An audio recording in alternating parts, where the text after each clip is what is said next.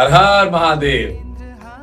का हलवा के सभी दर्शकन के शिवरात्रि के ढेर सारा शुभकामना। हमनी के बचपन से खूब सारा कथा कहानी महाशिवरात्रि के लेकर के सुन ले बानी जा, अपन घर परिवार में, अपन पड़ोस में, हमनी के समाज में, हमनी के स्कूल में, मंदिर में। एगो कहानी हम रउआ सब लोग से शेयर करत है कि शिवरात्रि काहे मनावल जाला। जब भगवान शंकर स्वयं नीचे उतर के अपन शक्ति से मिले जालन, उस रात के महाशिवरात्रि कहे जाला। देखो कथा जौन हम बचपन से सुनले बानी, हमरा हृदय में एकदम घर बना ले बा। उ कथा में रउआ सब लोगों से कहता नहीं कि भगवान शंकर बारात लेकर निकलला हन, एकदम अवघड़ साधु सन्यासी भयावह डमरू गर्जन मर्जन के साथ में। ऐसन बारात जो देख के भी रूह कांप जाए। ऐसन बारात लेकर के वो पार्वती जी के द्वारे पहुंच गए।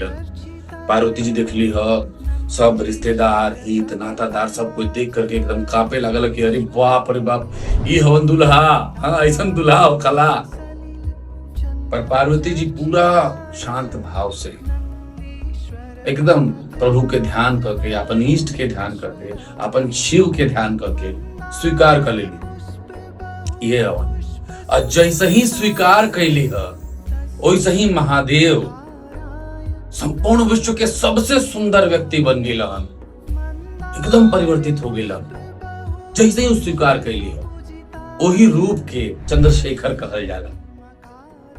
हम यह बतावल चाहतनी कि जैसे ही बड़े से बड़ा समस्या हमनी के जीवन में आवला, हमनी के भयभीत हो जानी जा, और जैसे ही ओकरा के स्वीकार कर देनी जा, वो चंद्रशेखर बन जानी, वो सरल हो जाला। समस्या जितना भी कठिनाई हो सब वो दूर हो जाला। स्वीकार भाव होके के चाहिए। तो महाशिवरात्रि के पर्व हमनी के स्वीकार भाव के सिखावला कि जैसे ही बड़े से बड़े दुर्दांत भयानक कठिन विषम परिस्थिति रहुआ जीवन में आओ, स्वीकार भाव के रखी, वही महाशिवरात्रि है।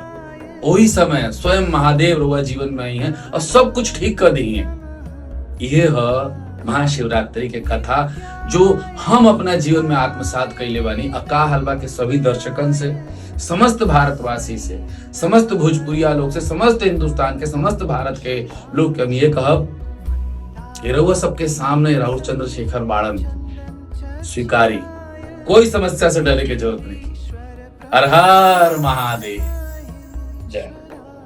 का हाल बा? तिवारी जी पूछतानी।